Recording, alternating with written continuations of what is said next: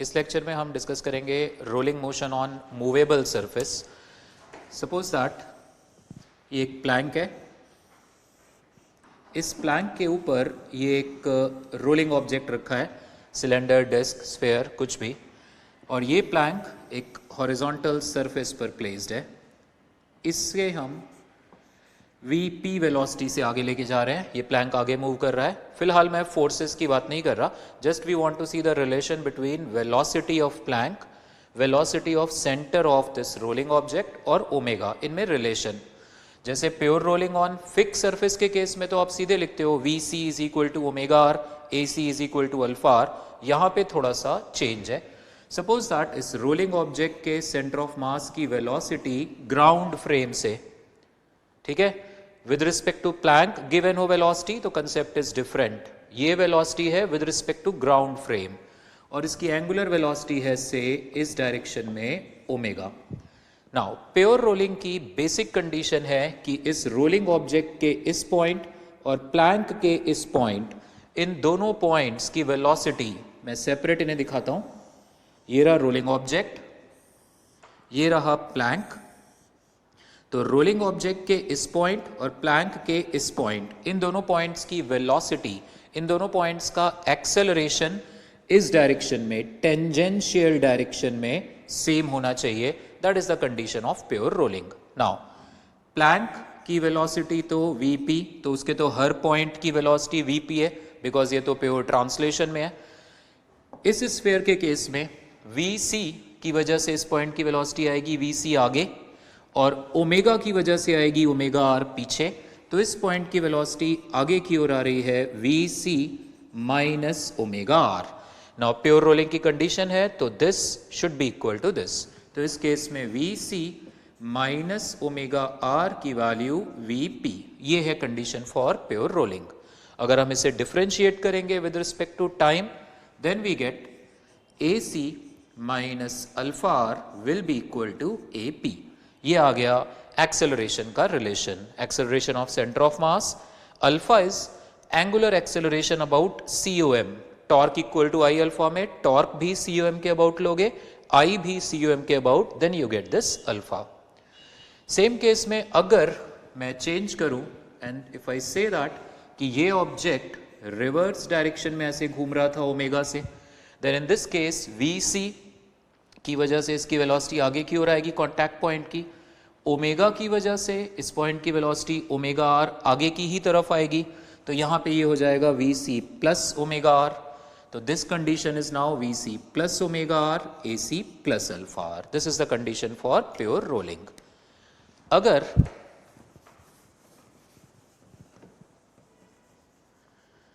ये Planck suppose इस case में इस डायरेक्शन में मूव कर रहा है विद वेलोसिटी VP, और सिचुएशन सपोज ऐसी ही है, फिर तो प्योर रोलिंग पॉसिबल ही नहीं होगी, क्योंकि प्लैंक के इस पॉइंट की वेलोसिटी है VP लेफ्ट, और सॉलिड स्फीयर या रोलिंग ऑब्जेक्ट जो भी है ये, इसके कांटेक्ट पॉइंट की वेलोसिटी VC की वजह से VC आगे और ओमेगा की वजह से ओमेगा आर आगे की ओर, यानी राइट साइड आ रही है दोनों। तो इस कंडीशन में तो प्योर रोलिंग पॉसिबल नहीं है। अगर हम कुछ चेंजेस करें, से दैट ये एंगुलर वेलोसिटी का डायरेक्शन मैंने रिवर्स कर दिया, it's now in this direction. अब प्लैंक के इस पॉइंट की वेलोसिटी VP लेफ्ट, इस सॉलिड स्फीयर, हॉलो स्फीयर, इसके कांटेक्ट पॉइंट की वेलोसिटी ओमेगा की वजह से ये आएगी ओमेगा आर लेफ्ट, VC की वजह से इट इज VC राइट। तो नेट वेलोसिटी आएगी omega R left, VC right. क्योंकि प्लैंक की वेलोसिटी VP लेफ्ट ही है, तो इसलिए ओमेगा आर VC को डोमिनेट करना चाहिए। इस रोलिंग ऑब्जेक्ट के कांटेक्ट पॉइंट की वेलोसिटी ओमेगा रोटेशनल मोशन की वजह से it is omega R right, VC translation की वजह से it is in this direction. Now क्योंकि प्लैंक के इस पॉइंट की वेलोसिटी लेफ्ट है, तो इसलिए ओमेगा आर VC से बड़ा होना चाहिए। The condition is omega R minus VC must be equal to VP। Differentiate करो इसे, alpha R minus AC must be equal to acceleration of plank. तो ध्यान रखना, अगर फिक्स सरफेस पे रोलिंग हो रही है V equal to omega R use करो, मूवेबल सरफेस है तो इस पॉइंट और इस पॉइंट की वेलोसिटी इक्वल होनी चाहिए।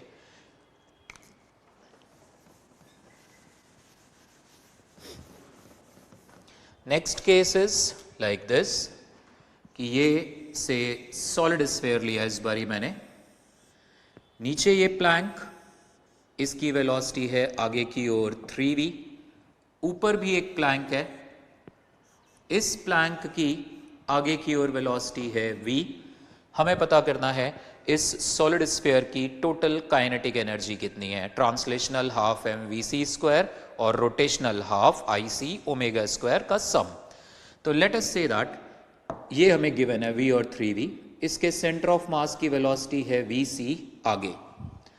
रोटेशन की बात आई तो अगर ये घूमेगा इस डायरेक्शन में लाइक क्लॉकवाइज, तो इस कांटेक्ट पॉइंट की वेलोसिटी आएगी vc आगे की ओर, ओमेगा r बैकवर्ड, और इस कांटेक्ट पॉइंट की वेलोसिटी आएगी vc की वजह से vc आगे, ओमेगा की वजह से ओमेगा r आगे। तो नेट वेलोसिटी इस पॉइंट की ज्यादा आएगी as compare to this, but क्योंकि लोअर प्लैंक फास्ट मूव कर रहा है तो इसका मतलब लोअर पॉइंट की वेलोसिटी ग्रेटर होनी चाहिए, तो this must be in this direction anti clockwise. वैसे एग्जाम टाइम में आपने इस चीज को ध्यान नहीं भी दिया, आपने इस ओमेगा को क्लॉकवाइज भी कंसीडर कर लिया, ओमेगा नेगेटिव आ जाएगा, तो you will get an idea कि हमने डायरेक्शन अपोजिट मान लिया था। तो खैर, अब इस पॉइंट की वेलोसिटी आएगी vc की वजह से vc आगे, ओमेगा की वजह से ओमेगा r आगे की ओर, तो इस पॉइंट की नेट वेलोसिटी आ रही है vc प्लस ओमेगा r, ये वैल्यू 3v के बराबर होनी चाहिए क्योंकि प्योर रोलिंग हो रही है। ये सॉलिड स्फीयर इस जगह पे इस जगह पर स्लिप नहीं कर रहा, तो इसलिए इस पॉइंट की वेलोसिटी 3v और इस पॉइंट की वेलोसिटी vc की वजह से vc आगे, ओमेगा की वजह से omega r backward, so minus this should be equal to v। इन दो इक्वेशंस को हम सॉल्व करेंगे, हम vc और ओमेगा की वैल्यूज v के टर्म में ढूंढेंगे and then total kinetic energy की वैल्यू आ जाएगी इस सॉलिड स्फीयर के half m vc square plus half ic omega square. तो सॉल्व करते हैं इसे, ऐड करा इन दोनों इक्वेशंस को, प्लस माइनस ये कैंसिल, तो 2 टाइम्स vc की वैल्यू आ गई 4v, तो vc की वैल्यू आ गई 2v। ये vc की वैल्यू किसी भी एक इक्वेशन में आप सब्सटीट्यूट करो, से फर्स्ट इक्वेशन में सब्सटीट्यूट करें हम, तो 2v plus omega r is 3v, तो यहां से ओमेगा की वैल्यू आ गई v बाय r, तो this is vc and this is omega. यहां सब्सटीट्यूट करेंगे तो this is half m vc की value 2v plus half solid sphere है ये, तो moment of inertia 2/5 mr square, omega की वैल्यू v बाय r है, तो this is v square by r square. तो यहां से हमारे पास एक्सप्रेशन आ गया ये 4/2 2mv स्क्वायर प्लस ये कैंसिल, r स्क्वायर भी cancel, 1/5 mv square, this value is 11/5 mv square. This is the answer.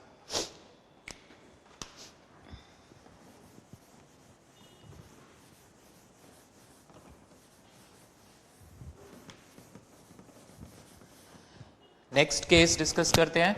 Say that ये प्लैंक है,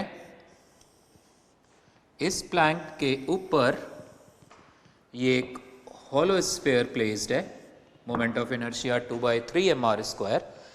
इस प्लैंक को हम फोर्स F से पुल कर रहे हैं। प्लैंक का मास है स्मॉल m, हॉलो स्फीयर का mass capital M, radius r। यहाँ पर mu is coefficient of friction between the hollow sphere and plank. इस जगह पे फ्रिक्शन की हमें जरूरत से स्मूथ है ये, दिस इज स्मूथ। थोड़ा सिंपल कर रहे हैं क्वेश्चन को। नाउ क्वेश्चन इज कि ये F की किस वैल्यू तक ये हॉलो स्फीयर इस प्लैंक पर प्योर रोल करेगा। आप जस्ट एनालाइज करो, अगर आप इस प्लैंक को धीरे धीरे पुल करोगे देन इन दैट केस ये hollow sphere anti clockwise sense में घूमता हुआ आगे बढ़ेगा। वजह इसकी, क्योंकि जब आप इस प्लैंक को पुल करोगे, सपोज प्लैंक और स्फीयर के बीच फ्रिक्शन ना होता तो ये प्लैंक आगे निकल जाता बिकॉज फ्रिक्शन ही नहीं है। तो यानी ये प्लैंक फास्ट जाना चाहता है, अभी फ्रिक्शन है, तो फ्रिक्शन जो फास्ट जाना चाहता है उसे स्लो करेगा। तो ये फ्रिक्शन यहां पर प्लैंक पर बैक और हॉलो स्फीयर पर फॉरवर्ड आएगा। एज्यूम कि ये प्योर रोलिंग मोशन है तो फ्रिक्शन स्टैटिक होना चाहिए। प्लैंक पर इसका डायरेक्शन होगा लेफ्ट, हॉलो स्फीयर पर इसका डायरेक्शन होगा राइट। नाउ ये फ्रिक्शन इस हॉलो स्फीयर को ट्रांसलेट भी करेगा, आगे की ओर इसके सेंटर ऑफ मास को चलाएगा, और ये फ्रिक्शन इस हॉलो स्फीयर को एंटी क्लॉकवाइज सेंस में रोटेट भी करेगा। तो बिकॉज ऑफ दिस फ्रिक्शन इसका ट्रांसलेशन और रोटेशन दोनों आएगा। पहले तो प्लैंक की बात करते हैं। प्लैंक में तो खाली ट्रांसलेटरी मोशन ही है, तो प्लैंक के लिए तो सिंपली इक्वेशन आएगी capital F minus small F is M times acceleration of plank. Now hollow sphere की बात करते हैं। हॉलो स्फीयर के ट्रांसलेटरी मोशन को डिस्कस करना है, treat it as a particle. ये स्मॉल एफ फोर्स हमने आगे की ओर दिखाया, इस स्मॉल एफ की वजह से इसके सेंटर ऑफ मास का एक्सेलरेशन ए सी, तो this is small F is equal to capital M times A C. Now hollow sphere का रोटेशन अगर डिस्कस करें तो ये एफ इसे टॉर्क देगा इस सेंटर के अबाउट, इस सेंटर के अबाउट ये एफ इंटू आर ये टॉर्क आएगा। So F into R that is I alpha, I की value 2/3 M R square into alpha, ये आर कैंसल, तो एफ की वैल्यू आ गई 2/3 M alpha R. Now pure rolling on ground नहीं है कि आप अल्फा आर को ए सी से इक्वेट कर दो, अब हमें प्योर रोलिंग की कंडीशन देखनी है। This plank, this hollow sphere, plank का एक्सेलरेशन है आगे की ओर एपी, हॉलो स्फीयर का एक्सेलरेशन ए सी, और एंगुलर एक्सेलरेशन इस डायरेक्शन में है एंटी क्लॉकवाइज अल्फा। इस पॉइंट का टेंजेंशियल एक्सेलरेशन फॉरवर्ड डायरेक्शन में, ए सी की वजह से ए सी फॉरवर्ड, अल्फा की वजह से अल्फा आर फॉरवर्ड। तो प्योर रोलिंग की कंडीशन आ रही है A C plus alpha R must be equal to A P. A C की वैल्यू यहां से सब्सटीट्यूट करेंगे small F by M, plus alpha R की वैल्यू यहां से 3f/2m must be equal to A P की वैल्यू यहां से that is capital F minus small F by M. इस इक्वेशन से हम स्मॉल एफ कैपिटल एफ के टर्म्स में पता करेंगे एंड देन स्मॉल एफ को लेस देन और इक्वल टू म्यू एन रखेंगे, क्योंकि नॉर्मल रिएक्शन यहां पे कैपिटल एम जी के बराबर है हॉलो स्फीयर के वेट, तो small F must be less than mu capital M G आना चाहिए। तो सॉल्व करें अगर इसे हम, we get f by m 3f/2m, तो ये आ जाएगा 2m LCM, this is 2f plus 3f 5f/2m plus f by small m, this is equal to capital F by small m। तो यहाँ से हमारे पास रिलेशन आ गया small f common, 5/2 capital M plus 1 by small m, this is equal to capital F by small m। From this expression we get the value of small f as capital F by small m upon 5/2 capital M plus 1 by small m। ये expression आया। तो this is f by, ये small m अंदर जाएगा, तो this is 5 small m by 2 capital M plus 1, ये आया small f। Now small f should be less than or equal to mu mg होना चाहिए, तो capital F should be less than or equal to mu mg small m by 2 capital M plus 1।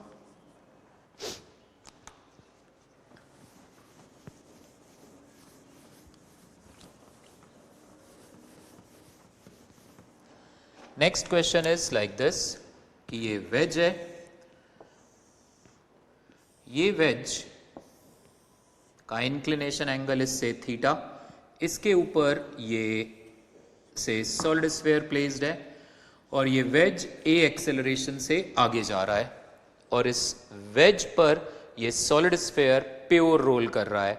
तो अब क्योंकि ये veg movable है तो you can not use the relation कि इसके एक्सेलरेशन आएगा सेंटर ऑफ मास का g sin theta upon 1 plus K square by R square, that is when wedge is stationary. अभी ये वेज मूवेबल है, तो क्योंकि ये प्योर रोलिंग कर रहा है ऑन दिस मूवेबल वेज, इस केस में अगर हम वेज के रिस्पेक्ट में with respect to this observer इसे ऑब्जर्व करेंगे, देन इस पे जो फोर्सेस है that is mg sin theta, mg cos theta और नॉर्मल रिएक्शन इस डायरेक्शन में एक्ट करेंगे। और क्योंकि हम इस स्फीयर को नॉन इनर्शियल फ्रेम से ऑब्जर्व कर रहे हैं तो स्यूडो फोर्स भी आएगा इसमें, ये आगे की ओर जा रहा है, तो with respect to this frame pseudo force इस पे हम अप्लाई करेंगे इन दिस डायरेक्शन ma। तो इस स्यूडो फोर्स का कंपोनेंट ऊपर की ओर ये एंगल थीटा, तो ये एंगल भी थीटा आएगा। This component is ma cos theta, और फ्रिक्शन फोर्स यहां पर जो आएगा क्योंकि प्योर रोलिंग है तो small f। Normal reaction mg cos theta और ma sin थीटा बैलेंस करेंगे एक दूसरे को। सो ट्रांसलेटरी मोशन अगर आप इस स्फीयर का डिस्कस करोगे तो mg sin थीटा डाउनवर्ड है, ma cos थीटा और फ्रिक्शन अपवर्ड है, so we get mg sin theta minus f minus ma cos theta is equal to m times ac। ये इसके सेंटर ऑफ मास का acceleration. और एक बात ध्यान रखना आप, सॉलिड स्फीयर के सेंटर ऑफ मास का जो ये एक्सेलरेशन आ रहा है that is relative to wedge, actual नहीं है ये acceleration. Now torque equal to I alpha condition, so with respect to COM torque is given only by this F, क्योंकि ये ऑब्जेक्ट सिर्फ फ्रिक्शन ही ऐसा फोर्स है जो सेंटर ऑफ मास से पास नहीं हो रहा। Gravity, pseudo force, normal reaction sub centre से ही पास हो रहे हैं, तो टॉर्क खाली इसी की वजह से आएगा, that is F into R is I alpha. Now इस केस में वैसे तो आप सोच रहे होगे ये मूवेबल सरफेस पे रोलिंग है तो A equal to alpha R नहीं आना चाहिए, है मूवेबल सरफेस, बट हम अब with respect to wedge analyse कर रहे हैं। तो विद रिस्पेक्ट टू वेज तो फिर इस पॉइंट का एक्सेलरेशन तो 0 हो गया, ओके। तो विद रिस्पेक्ट टू वेज ये पॉइंट का एक्सेलरेशन 0, तो इस रोलिंग ऑब्जेक्ट के इस पॉइंट का एक्सेलरेशन भी टेंजेंशियल डायरेक्शन में 0 आना चाहिए, इसलिए यहां पर AC की वजह से ये AC डाउन और अल्फा की वजह से ये अल्फा आर अप बराबर आने चाहिए। तो इन दिस केस ध्यान रखना, अगर प्योर रोलिंग मूवेबल सरफेस पे हो रही है और आप मूवेबल सरफेस के रिस्पेक्ट में ही एनालिसिस कर रहे हो, then AC equal to alpha R use करेंगे हम। So in this case AC equal to alpha r use करके, and then we can solve these equations to find out whatever is the unknown quantity in this particular case.